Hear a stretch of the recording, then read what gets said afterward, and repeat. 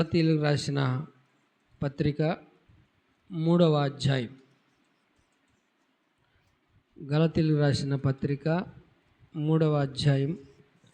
ఈ అధ్యాయాన్ని మనము మొదటి నుంచి 14 వచనాల వరకు మనము చూడబోతున్నాం. ఈ అధ్యాయంలో పౌలు భక్తుడు ఈ యొక్క గలతీయులకు రాస్తూ మొదటి 2 వచనాలను మనం చదువుకుందాం. ఓ అవివేకులైన గలతీయులారా, మిమ్మును ఎవడు భ్రమపెట్టెను?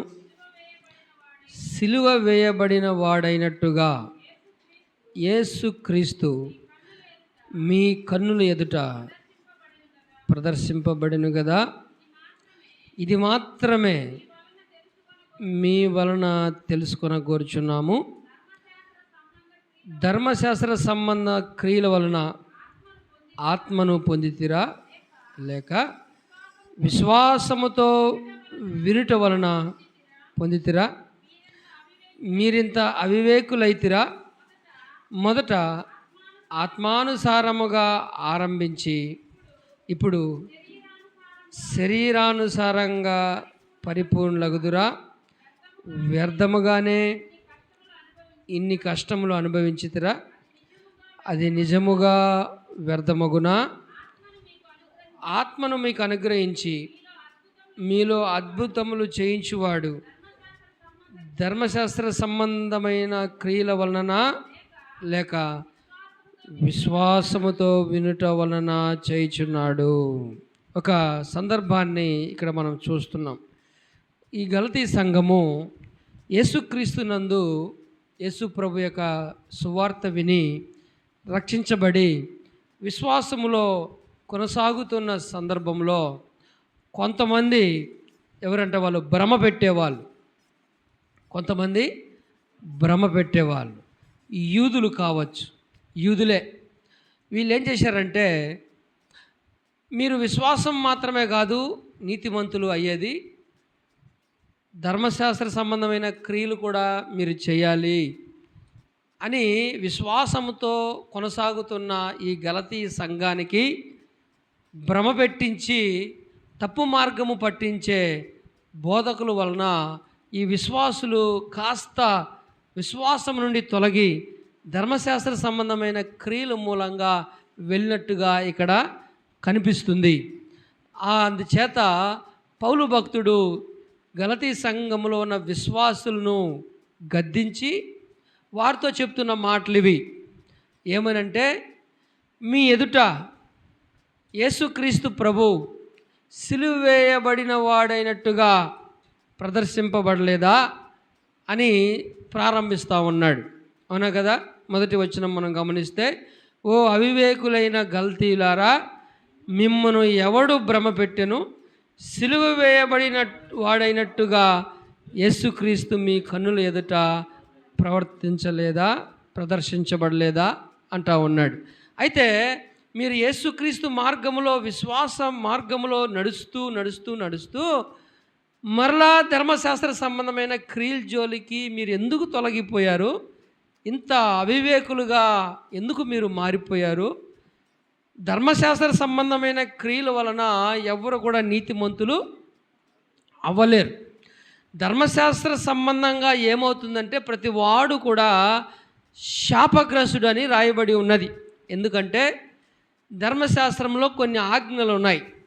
ఈ ఆజ్ఞలు పాటిస్తూ అన్నీ పాటించి ఒకటి పాటించకపోయినా ధర్మశాస్త్రం అంతా కూడా మరలా చేయాల్సిందే.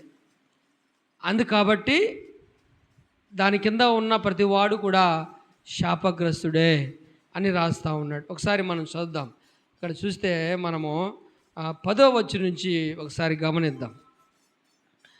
10వ వచనం, ధర్మశాస్త్రము విధించిన క్రియలకు సంబంధులందరూ ఎవరంట? ధర్మశాస్త్ర సంబంధ క్రియలకు సంబంధులు అందరూ అంటే ఎవరెవరల్లా ధర్మశాస్త్రాన్ని ఇష్టపడతారో, అంటే ధర్మశాస్త్రం ఇష్టపడడం అంటే దాంట్లో కొన్ని ఆజ్ఞలు ఉన్నాయి. పవిత్రులు అవడానికి పాప క్షమాపణ పొందుకోవడానికి కొన్ని ఆజ్ఞలు దేవుడు ధర్మశాస్త్రం గుండా ఇచ్చాడు. అయితే దానివలన ఎవరు నీతిమంతులు అవ్వడానికి కాదు. దాని కింద ఉన్న ప్రతి ఒక్కరూ కూడా ఏమని రాయబడిందంట, శాపమునకు లోనై ఉన్నారు. ఎందుకంటే దాన్ని పరిపూర్ణులు చేయలేరు, దానివల్ల నీతిమంతులు అవ్వలేరు. ఎందుకనగా ధర్మశాస్త్ర గ్రంథమందు రాయబడిన విధులన్నీ చేయుట యందు నిలకడగా ఉండని ప్రతివాడు శాపగ్రస్తుడు. చూడండి, ఎక్కడ విధులంట, ధర్మశాస్త్రమందు రాయబడిన విధులు అంటే దాంట్లో రాయబడిన ఖచ్చితంగా పేర్కొనబడిన వాటిని చేయాలని ఆసక్తి చూపించి చేయకుండా ముగించిపోయే వాళ్ళు చేయలేరు, దాన్ని పరిపూర్ణలు చేయలేరు. అందుకనే ప్రతి వారు కూడా శాపగ్రస్తులని రాయబడినది. 11వ వచనంలో ధర్మశాస్త్రం చేత ఎవడను దేవుని ఎదుట నీతిమంతుడని తీర్చబడను సంగతి స్పష్టమే. అంటే అందరికీ కూడా ఇది స్పష్టమే. మనం ధర్మశాస్త్రం కింద ఉన్నాం. ఈ ధర్మశాస్త్రం కింద ఉన్న మనకు ఏ విధమ చేతను నీతిమంతులుగా మనం అవ్వలేము. అందుచేత పౌలు చెప్తున్నాడు, యేసు ప్రభు ఎందుకని సిలువ మీద చనిపోయాడంటావు? మీరు సువార్త వినింది ఆ యేసు ప్రభు సిలువ వేయబడినట్లుగా ప్రదర్శింపబడలేదా?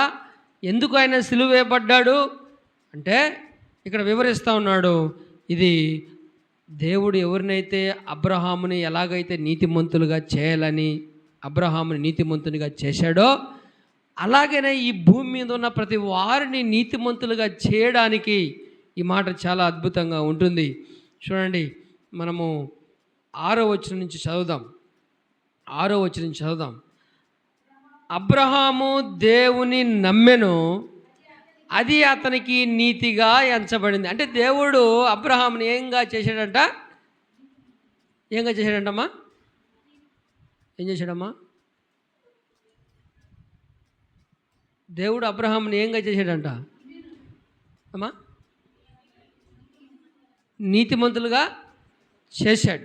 ఎప్పుడు చేశాడు అంటే ధర్మశాస్త్రము ఇవ్వక ముందే అబ్రహాముని నీతిమంతునిగా చేశాడు. ఒకసారి ఆదికాండం మనకు వస్తే, ఆదికాండము 15వ అధ్యాయంలో అబ్రహాముకి ఇంకా పిల్లలు ఎవరు పుట్టక మునుపు, అబ్రహాముకి ఇంకా బిడ్డలు ఎవరు పుట్టక మునుపు దేవుడు అబ్రహామును నీతిమంతునిగా ఏ విధంగా చేశాడో చూడండి. 15వ అధ్యాయం మొదటి నుంచి మనం చూస్తే, ఇక్కడ అబ్రహాముకి సంతానం లేకపోయేసరికి అబ్రహాము ఒక నిర్ణయానికి వచ్చాడు.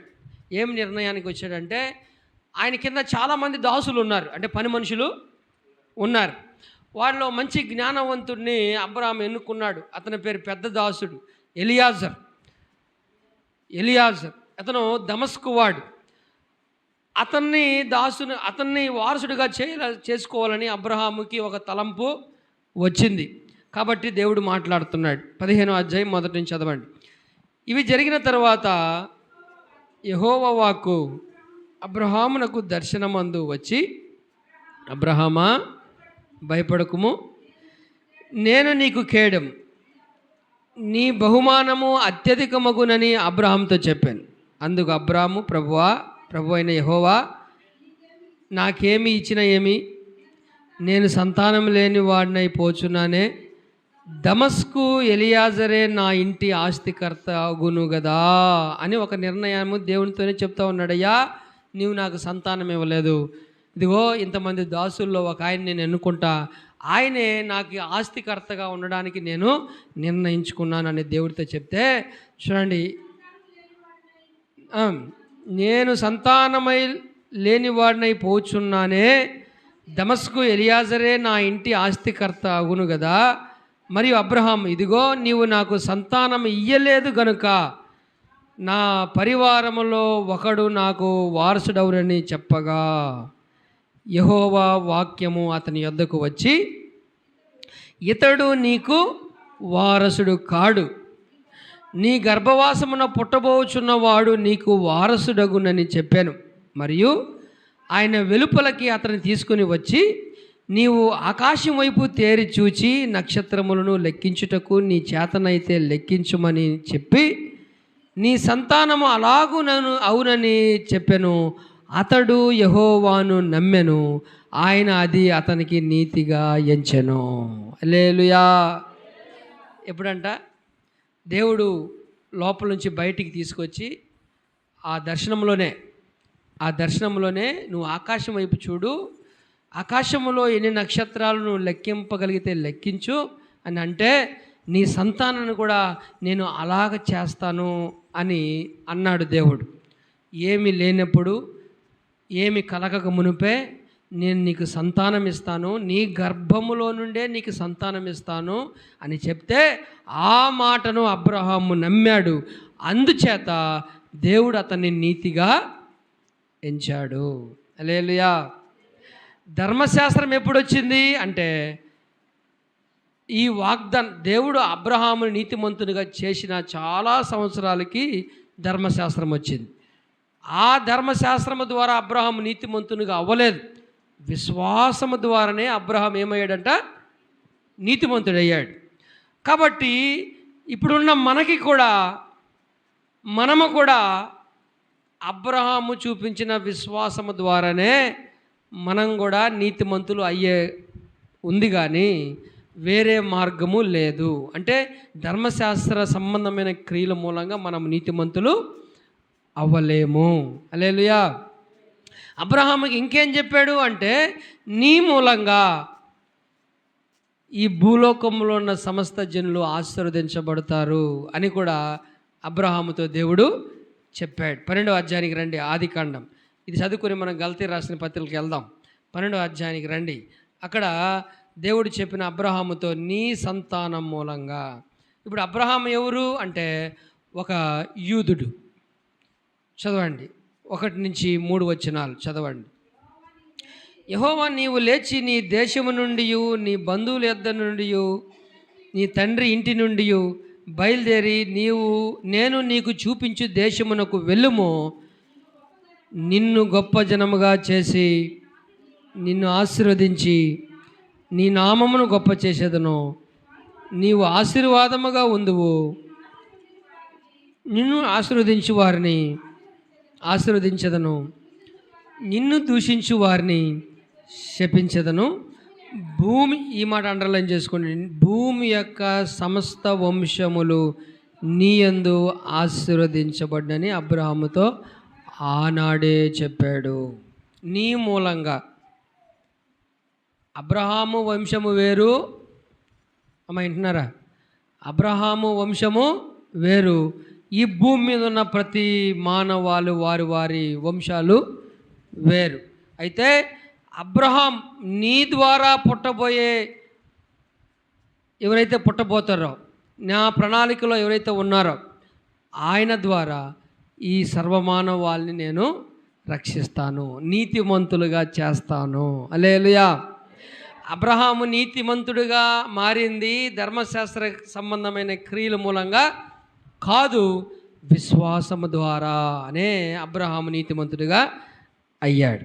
కాబట్టి ఇప్పుడు యేసు ప్రభు ఆ సంతానం, దేవుడు అబ్రహాముతో చెప్పిన మాట ఏదైతే ఉందో నీ సంతానం మూలంగా, ఆ సంతానమే ఎవరు అంటే మనం గల్తీ రాసిన పత్రికలకు వస్తే రండి. ఇప్పుడు గల్తీ రాసిన పత్రికలకు వస్తే 3వ అధ్యాయము 16వ వచనంలో ఆ సంతానముని గురించి చెప్తాడు.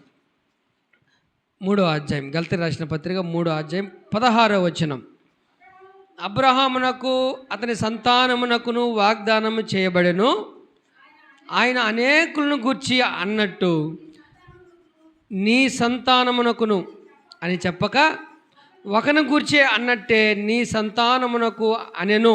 ఆ సంతానమే యేసుక్రీస్తు. అదే చెప్తాం గట్టిగా.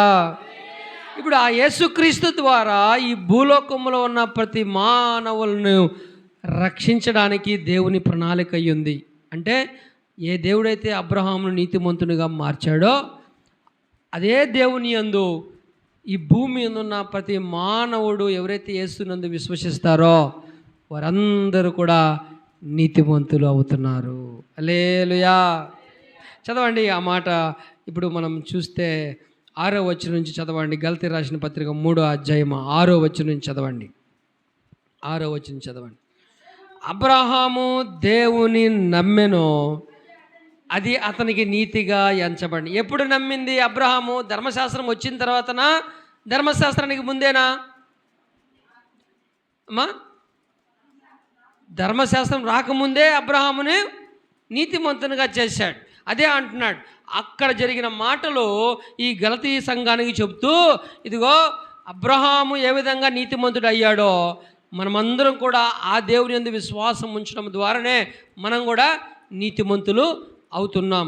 రండి 7వ వచనంలో, కాబట్టి విశ్వాస సంబంధులే అబ్రహాము కుమారులని మీరు తెలుసుకోండి. దేవుడు విశ్వాసం మూలంగా అన్యజనులను నీతిమంతులుగా తీర్చునని లేఖనము ముందుగానే సూచించి. ఎప్పుడు చెప్పాడు ఈ మాట? ఇప్పుడు మనం చదివాం కదా 12వ అధ్యాయంలో, ఆదికాండం 12వ అధ్యాయంలో చెప్పబడిన మాట ఇది. నీ మూలంగా చదవండి 7వ వచనంలో, 8వ వచనంలో, దేవుడు విశ్వాసం మూలముగా అన్యజనులను నీతిమంతులుగా తీరుస్తానని. అక్కడ ఏం చెప్పాడు దేవుడు? అక్కడ ఏం చెప్పాడు ఆదికాండంలో? నీ సంతానం మూలంగా ఈ భూలోకంలో ఉన్న సమస్త జనులు ఏమవుతారంట? ఆశీర్వదించబడతారు అన్నాడు. అంటే అబ్రహాము ఎలాగ నీతిమంతుడు అయ్యాడో దేవుని యందు విశ్వాసం ఉంచి, అలాగనే నీతిమంతులయ్యే ప్రతి వారు కూడా విశ్వాసము ద్వారానే నీతిమంతులు అవుతారు అని అబ్రహాముకు ముందే చెప్పాడు. ఇది అన్ని జనులైన మనందరూ కూడా 8వ వచనం చదవండి మరలా సార్. దేవుడు విశ్వాసం మూలంగా అన్య జనులను, ఏ మూలంగా అంట? విశ్వాసం మూలంగా అన్య జనులను నీతిమంతులుగా తీర్చునని లేఖనము ముందుగానే చూచి నీయందు అన్య జనులందరూ ఆశీర్వదించబడుదురని అబ్రహాముకు సువార్త ముందుగానే ప్రకటించాను. హల్లెలూయా. కాబట్టి ఇప్పుడు యేసునందు మనము విశ్వాసం ఉంచడం ద్వారా మనం నీతిమంతులు అవుతున్నాం. అలా చెప్పండి గట్టిగా. కాబట్టి ఇప్పుడు అబ్రహాము ఏ విధంగా నీతిమంతుడయ్యాడో అదే ప్రకారమే మనం కూడా నీతిమంతులు అవుతున్నాం. చూడండి ఇంకా ఏం చెప్తాడంటే, చూడండి 9వ వచనంలో, కాబట్టి విశ్వాస సంబంధులే విశ్వాసము గల అబ్రహాముతో కూడా ఆశీర్వదించబడుతురు. ధర్మశాస్త్ర విధించిన క్రియలకు సంబంధులందరూ కూడా శాపమునకు లోనై ఉన్నారు. ఎందుకనగా ధర్మశాస్త్రమందు రాయబడిన విధులన్నీ చేయుట యందు నిలకడగా ఉండని ప్రతి వాడు శాపగ్రస్తుడు. హల్లెలూయా. కాబట్టి ఇప్పుడు మనందరినీ కూడా అటు యూదులైనా ఇటు అన్యులైనా అందరూ కూడా, యూదులైతే ధర్మశాస్త్రం కింద ఉండి దాని చేతనే నీతిమంతులు అవ్వాలని చెప్పి వారు పోరాటం, కానీ నీతిమంతులు అవ్వలేరు. ఈ లోకంలో అన్యజనులు ఆది నుండి పాపములోనే మానవుడు ఉన్నాడు కనుక మానవుడు పాపానికి బందీ అయి ఉన్నాడు. కాబట్టి ఇప్పుడు నీతిమంతులుగా అవ్వడానికి కోసము, మానవులు నీతిమంతులుగా చేయడానికి కోసము యేసు ప్రభు కలువరి శిలువలో చనిపోయాడు. హల్లెలూయా. అబ్రహాము దేవుణ్ణి నమ్మెను. ఏమని నమ్మాడు? అబ్రహాము విశ్వాసం ఏంటి అంటే, అప్పుడు అబ్రహాముకి సంతానం లేనప్పుడు నేను నీకు సంతానం ఇస్తాను, ఈ భూలోకంలో నక్షత్రములే నీ సంతానాన్ని విస్తరింప చేస్తానని దేవుడు చెప్తే అది నమ్మాడు ఆయన. ఇది అబ్రహాం విశ్వాసం. అర్థమవుతుందా? అబ్రహాం నీతిమంతుడు ఎలాగయ్యాడు అంటే, దేవుడు చెప్పిన మాటను ఏం చేశాడంట? గట్టిగా చెప్పండి అమ్మా. నమ్మాడు. అంటే నీకు నేను సంతానము ఇస్తాను. ఏమీ లేనప్పుడు అబ్రహాం ఏం చేశాడు? నా దాసులు చాలామంది ఉన్నారు, వాళ్ళు ఎవరో ఒకరిని నేను, అనగా పేరు కూడా చెప్పాడు, ఎలియాజర్ నేను దాసునిగా నా ఆస్తికి వారసుడిగా పెట్టుకుంటానంటే దేవుడు ఒప్పుకోలా. నేను ఖచ్చితంగా నీకు సంతానం ఇస్తాను. అది అబ్రహాం విశ్వాసం. ఇప్పుడు మనం నీతిమంతులు అవ్వాలంటే మన విశ్వాసం ఏంటి? అర్థమవుతుందా? అబ్రహాము కూడా దేవుని నమ్మి నీతిమంతుడు అయ్యాడు. ఇప్పుడు మనం కూడా ప్రభుని నమ్మి నీతిమంతులు అవ్వాలి. ఎలాగా? ఆ విశ్వాసం ఏంటి అంటే, యేసు ప్రభు సిలువలో ఎందుకు చనిపోయాడో మనము ఎరగాలి. ఎందుకు చనిపోయాడు? మన శాపాన్ని తీసివేయడానికి, మన పాపాన్ని తీసివేయడానికి ఆయన కలువరి శిలువ మీద ఎక్కవలసి వచ్చింది, చనిపోవాల్సి వచ్చింది. అందుకనే మన విశ్వాసం ఏంటి ఇప్పుడు అంటే, కొరింథీయులకు రాసిన పత్రికలో 15వ అధ్యాయానికి వస్తే అక్కడ మన విశ్వాసం ఏమని విశ్వసించాలి? యేసు ప్రభుని. ఇప్పుడు యేసు ప్రభుని ఏమని విశ్వసిస్తే మనం నీతిమంతులు అవుతాం అంటే, మన విశ్వాసం ఎలాగ ఉండాలి అంటే, యేసు ప్రభు ఎందుకు కలువరి శిలువలో చనిపోయాడు, ఎందుకు ప్రాణం పెట్టాడు, ఎందుకు పునరుద్ధానం అయ్యాడు అంటే మానవుని పాపము నిమిత్తమే. కాబట్టి 3వ వచనం 4వ వచనం చదవండి. ఇప్పుడు మన విశ్వాసం ఏమై ఉండాలి? ఇప్పుడు నాకు ఇయ్యబడిన ఉపదేశం మొదట మీకు అప్పగించి తిని, అదేమనగా లేఖనముల ప్రకారం ఎవరి పాపము నిమిత్తం అంట? అంటే మన సొంత పాపం. యేసు ప్రభు కలువరి శిలువలో ఎందుకు చనిపోయాడు? మనం ఆయన యందు విశ్వాసం ఉంచితే మనకు నీతి ఎలాగ వస్తుంది, దేవుడు ఎలాగ మనం నీతిమంతులుగా చేస్తున్నాడంటే, మన పాపములు ఆయన మీద వేసుకొని శిలువ మీద మరణించాడు, మృతి పొందాడు, సమాధి చేయబడ్డాడు, లేఖనముల ప్రకారము 3వ దినము లేపబడెను. ఇదే మన విశ్వాసం. హల్లెలూయా. అప్పుడు అబ్రహాము నీతిమంతుడు అయ్యింది, నేను నీకు సంతానం ఇస్తాను అని చెప్తే అబ్రహాము నమ్మాడు కాబట్టి అబ్రహాము నీతిమంతుడు అయ్యాడు. ఇప్పుడు భూమి మీద ఉన్న మనమందరం కూడా అబ్రహాము వలె నీతిమంతులుగా ఎలాగ అవుతామంటే, నీ పాపములు నా పాపముల కొరకు యేసు ప్రభు కలువరి శిలువలో నా పాపముల కొరకు ఆయన శిలువ మీద చనిపోయాడు, సమాధి చేయబడ్డాడు, తిరిగి లేపబడ్డాడని మన హృదయపూర్వకంగా విశ్వసిస్తే అప్పుడు మనం నీతిమంతులు అవుతాం. హల్లెలూయా. రోమీయులకు రాసిన పత్రికలో వద్దాం ఒకసారి. రోమీయులకు రాసిన పత్రిక 10వ అధ్యాయం. నీ నోటితో ఒప్పుకున్నప్పుడు బలవంతము కాదు, నువ్వు గ్రహించాలి. యేసు ప్రభు చనిపోయింది దేనికి అంటే పాప పరిహారం కొరకు, మానవాళి పాప పరిహారం. అందులో మనం కూడా ఉన్నాము కాబట్టి ఎవరికి వాళ్ళు నా పాపము కొరకు చనిపోయాడు, నా పాపము అని నీవే గ్రహించి ఒప్పుకుంటావో అప్పుడు క్షమించబడతావు అనేది, నీతిమంతుడిగా అవుతావు అనేది వాక్యం చెప్తుంది.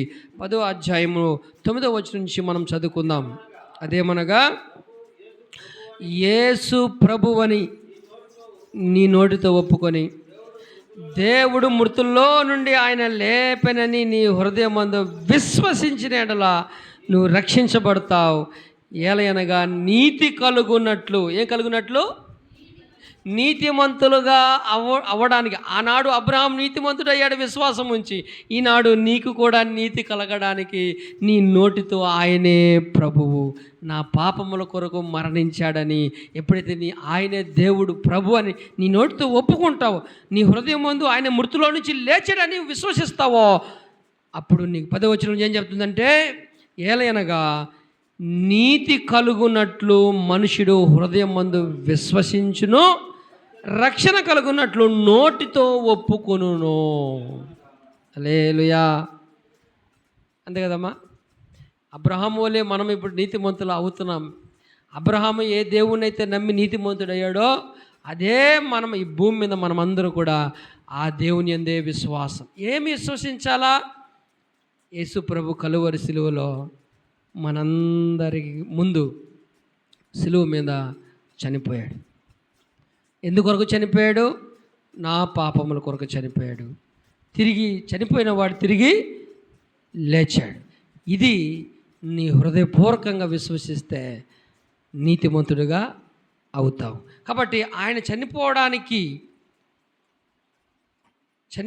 అనేది ఒక శాపానికి గురయ్యాడు అన్న విషయము గలతీ రాసిన పత్రికలోనే చెప్తాడు. శిలువ మీద చనిపోవడం అనేది ఆషామాష కాదు. మన పాపములు ఆయన నోటితో చెప్పలేదు, ఆయన అనుభవించి, తన శరీరంలో అనుభవించి ఆ శాపాన్ని పొందుకొని మనందరికి పైగా ఆయన శాపగ్రస్తుడైపోయాడు. రండి 3వ అధ్యాయం 13-14 వచనం చదవండి ఒకసారి. ఆత్మను గూర్చిన వాగ్దానము విశ్వాసం వలన మీకు లభించినట్లు అబ్రహాము పొందిన ఆశీర్వాదం. ఎవరు పొందిన ఆశీర్వాదం అంట?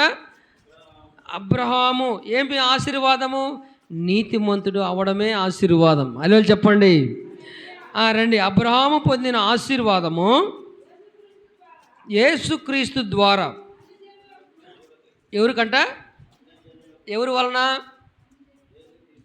ఎవరు చెప్పబడింది సువార్త? ఇది అబ్రహాముకు ముందుగానే చెప్పాడు. నీ మూలంగా, అంటే నీ సంతానం మూలంగా పుట్టబోయే యేసుక్రీస్తు ద్వారా ఎవరు దీవించబడతారంట? ఈ లోకంలో ఉన్న జనులందరూ, ప్రతి వంశపు వారు అందరూ కూడా ఆశీర్వదించబడతారు. చదవండి. యేసుక్రీస్తు ద్వారా అన్య జనులకు కలుగుటకై క్రీస్తు మన కోసము శాపమై మనలను ధర్మశాస్త్రం యొక్క శాపము నుండి విమోచించెను. ఎవరు శాపమైపోయారంట? ఎవరు శాపమైపోయారంట? యేసుక్రీస్తు శాపమై మనలను ఆశీర్వదించాడు. మనము నశించిపోయే పరిస్థితుల్లో ఉండగా మన పాపము కొరకు, మన శాపం కొరకు ఆయనే సిలువ మీద శాపాన్ని అనుభవించాడు. ఎలాగ అనుభవించాడు? దాని కింద వచనంలో, మ్రాను మీద వేలాడిన ప్రతి వాడు శాపగ్రస్తుడని రాయబడి. ఈ విధంగా ఆయన శాపాన్ని అనుభవించి నిన్ను నన్ను పాపములో నుండి విమోచించి నీతిని నీకు ఆపాదించడానికే, నీతిని నువ్వు పొందుకోవడానికే యేసు ప్రభు కలువరి సిలువ మీద చనిపోయాడు. అదే చెప్తాం గట్టిగా. ఇది ఎప్పుడైతే నువ్వు యేసునందు విశ్వసిస్తావో దేవుడు అబ్రహాము వలె నిన్ను కూడా నీతిమంతునిగా చేస్తున్నాడు.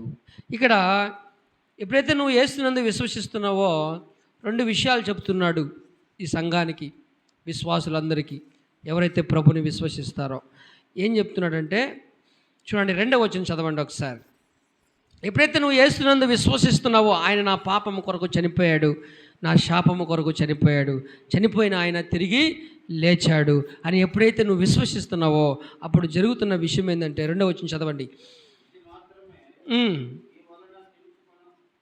కోరుచున్నాము, ధర్మశాస్త్ర సంబంధ క్రియల వలన ఆత్మను పొందితిరా, లేక విశ్వాసముతో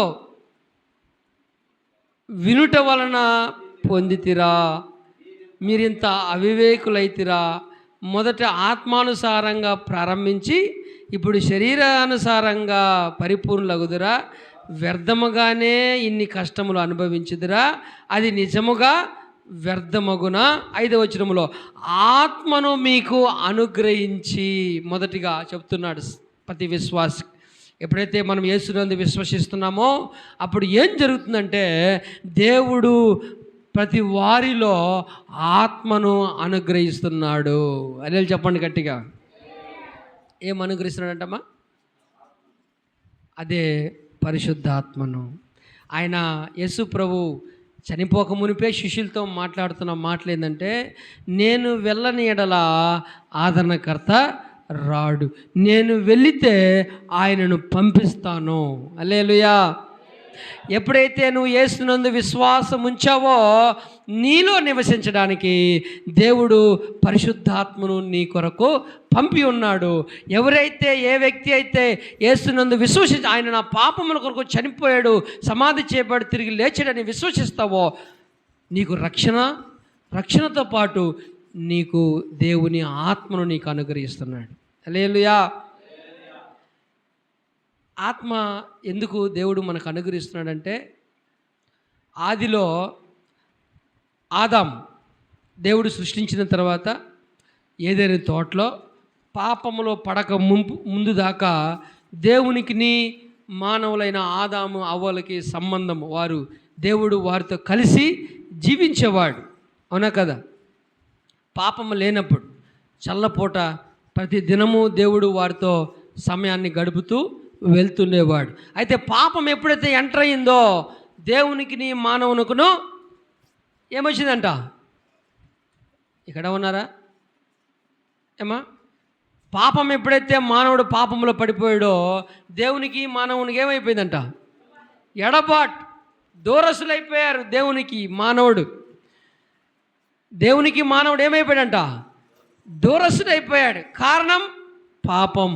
ఇప్పుడు ఎప్పుడైతే నీ పాపము క్షమించబడుతుందో దేవుడు నీలోనికి పరిశుద్ధాత్మను అనుగ్రహిస్తున్నాడు. అల్లే చెప్పండి. ఈ లోకానికి పంపించిన పరిశుద్ధాత్ముడిని ఎవరు పొందుకుంటారంటే యేసుని విశ్వసించిన వారు పొందుకుంటారు. హల్లెలూయా. ఈ మాట చూడండి, యోహాను రాస్తాడు ఒక మాట. యోహాను రాసిన సువార్త, యోహాను రాసిన 14వ అధ్యాయంలో ఎవరు ఈ లోకంలో పరిశుద్ధాత్మ దేవుడు ఎవరిలో నివసిస్తాడు అంటే యేసును అంగీకరించిన వారిలో ఆయన ఉంటాడు. చూడండి 16వ వచనం చదవండి. 14వ అధ్యాయం. నేను తండ్రిని వేడుకుందును, మీ యొద్ద ఎల్లప్పుడూ ఉండుటకై వేరొక ఆదరణకర్తను అనగా సత్యస్వరూపియగు ఆత్మను మీకు అనుగ్రహించును. లోకము ఆయనను చూడదు. ఎవరిని చూడదంట? పరిశుద్ధాత్ముణ్ణి చూడదు, ఆయనను ఎరగదు గనుక ఆయనను పొందనేరదు.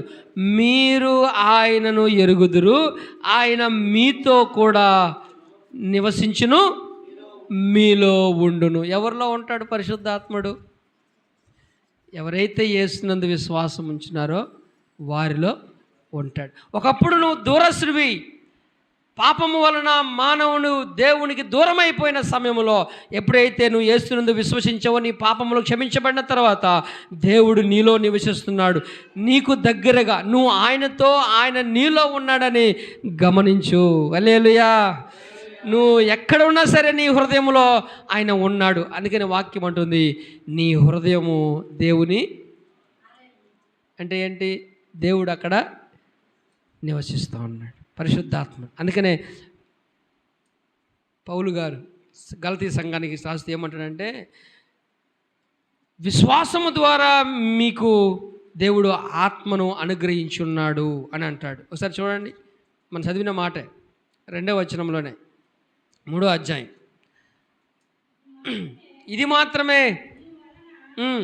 తెలుసుకుని కోరుచున్నానా, ధర్మశాస్త్ర సంబంధమైన క్రియల వలన ఆత్మను పొందితిరా, లేక విశ్వాసం వలన వినుట వలన పొందితిరా? అంటే యేసు క్రీస్తునందు ఎప్పుడైతే నువ్వు విశ్వసించావో నీలో పరిశుద్ధాత్మ దేవుడు నివసిస్తున్నాడు. హల్లెలూయా. దేవునికి నువ్వు దగ్గరయ్యావు, నువ్వు ఆయనతో ఉన్నావు, ఆయన నీతో ఉన్నాడు. ఇది మొదటిది. రెండవది ఏం చెప్తున్నాడో చూడండి, 5వ వచనం చదవండి. 5వ వచనం చదవండి. ఆత్మను మీకు అనుగ్రహించడం అయిపోయిందా? కామా ఉంది అక్కడ. ఆత్మను మీకు అనుగ్రహించి అంటే ఆత్మ మీలో నివసిస్తున్నాడు. ఆయన ఏం చేస్తున్నాడంటే మీలో అద్భుతములు చేయించువాడు. ధర్మశాస్త్ర సంబంధమైన క్రియల వలన లేక విశ్వాసంతో వినుట వలన చేయించున్నాడు. ఏమంటున్నాడు ఇక్కడ? ఏ పదం వాడుతున్నాడు? మీలో అద్భుతం. లేదు చెప్పండి గట్టిగా, మీలో అద్భుతం. ఈనాడు అద్భుతం అంటే ఏంటి? మనకి ఏదైనా రోగం వస్తే బాగైపోవడమే అద్భుతం అంటారు, అవునా కదా? ఏదైనా కొన్ని దినాలు జబ్బుల్లో ఉంటే ఏదో ఒక మూలంగా, ప్రార్థన మూలంగా లేకపోతే మెడిసిన్ మూలంగా స్వస్థపడితే అద్భుతం అంటారు. ఇక్కడ ఈ గ్రంథకర్త పౌలు గారు ఏం చెప్తున్నారంటే నీతిమంతులుగా అవడమే ఒక అద్భుతం. హల్లెలూయా. 5వ వచనం చదవండి, 5వ వచనం చదవండి ఒకసారి. ఆత్మను మీకు అనుగ్రహించి మీలో అద్భుతములు చేయించువాడు ధర్మశాస్త్ర సంబంధమైన క్రియల వలన లేక విశ్వాసంతో వినుట వలన చేయిస్తున్నాడు. ఏం చేస్తున్నాడంటే ఒక్కొక్క మనిషిని దేవుడు అద్భుతము చేస్తున్నాడు. అద్భుతం ఏంటి ఇప్పుడు అంటే పాపముతో ఉన్న మానవుణ్ణి, ఆయన పైన విశ్వాసం ఉంచిన మానవుణ్ణి పాపమును తీసి శాపమును తొలగించి నీతిమంతునిగా చేయడమే ఒక అద్భుతము. హల్లెలూయా. ఆయన యందు విశ్వసించిన వారందరిలో ఒక అద్భుతమే నువ్వు నీతిమంతునిగా మార్చబడమే ఒక అద్భుతము. హల్లెలూయా. నీకు రోగాలు పోతాయో పోదో తర్వాత విషయం, నీ కష్టాలు పోద్దో లేదో తర్వాత విషయం, నీ అప్పులు పోద్దో లేదో తర్వాత విషయం. అన్నిటికంటే ముఖ్యమైనదంటే నీలో ఉన్న పాపాన్ని తొలగించి, నీలో ఉన్న శాపాన్ని తొలగించి నిన్ను నీతిమంతునిగా చేయడమే ఒక అద్భుతం. హల్లెలూయా. ఇలాగ నీతిమంతుడు అయితే ఈ భౌతికంగా ఈ భూమి మీద నీ ఆయుష్ ముగించి చనిపోయినా రేపు పరలోకంలో నువ్వు ఉంటావు. హల్లెలూయా. నువ్వు నీతిమంతుడుగా అవ్వకపోతే, నీ పాపముతోనే నువ్వు చనిపోతే పరలోకానికి అవకాశము ఉందా? ధనవంతుడు లాజరు ఇద్దరి గురించి మనకు తెలుసు.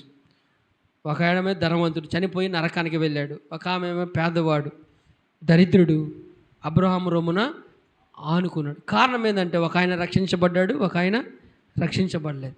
కాబట్టి నీతిమంతులుగా అయిన ప్రతి వారు కూడా, అనగా యేసుక్రీస్తు కలువరి శిలువ కార్చిన రక్తము ద్వారా కడగబడిన ప్రతి వారు కూడా రక్షించబడతారు. అందుకని ఆయన పునరుద్ధానమైనప్పుడు మీరు సర్వలోకానికి వెళ్ళి సర్వ సృష్టికి సువార్తను ప్రకటించండి, నమ్మువారు రక్షించబడతారు. హల్లెలూయా. కాబట్టి నిన్ను నన్ను నీతిమంతునిగా చేస్తున్న ఈ ప్రక్రియ ఒక అద్భుతమైన ప్రక్రియ. ఇది దేవుడు మాత్రమే చేసే ప్రక్రియ, ఏ మానవుడు చేసేది కాదు. ఎప్పుడైతే నువ్వు సిలువ ఆశ్రయించిన, సిలువలో యేసు ప్రభు చనిపోయిన ఆయనందు విశ్వసిస్తున్నావో దాన్ని బట్టి నీవు నీతిమంతునిగా మారుతున్నావు. హల్లెలూయా. చూడండి, చివరి వచనం ఒకసారి చదువుకొని ముగిద్దాం. 11వ వచనం చదవండి ఒకసారి. ధర్మశాస్త్రము చేత ఎవడును దేవుని ఎదుట, చూసారా వాక్యాన్ని? 11వ వచనం చదవండి. ధర్మశాస్త్రము చేత ఎవడను దేవుని ఎదుట నీతిమంతుడని తీర్చబడునను సంగతి స్పష్టమే. అంటే తీర్చబడడు, నీతిమంతునిగా తీర్చబడడు. అయితే ఎలాగనగా నీతిమంతుడు విశ్వాసం కలువరి సిలువలో యేసు ప్రభు నా పాపముల కొరకు చనిపోయాడు, నా శాపముల కొరకు మరణించాడు, సమాధి చేయబడ్డాడు, తిరిగి లేచాడని ఎప్పుడైతే నువ్వు ఆయన పైన ఆయనే నా దేవుడు, ఆయనే నా ప్రభు అని నీ నోటితో ఒప్పుకుంటున్నావో నువ్వు నీతిమంతునిగా మార్చబడ్డావు.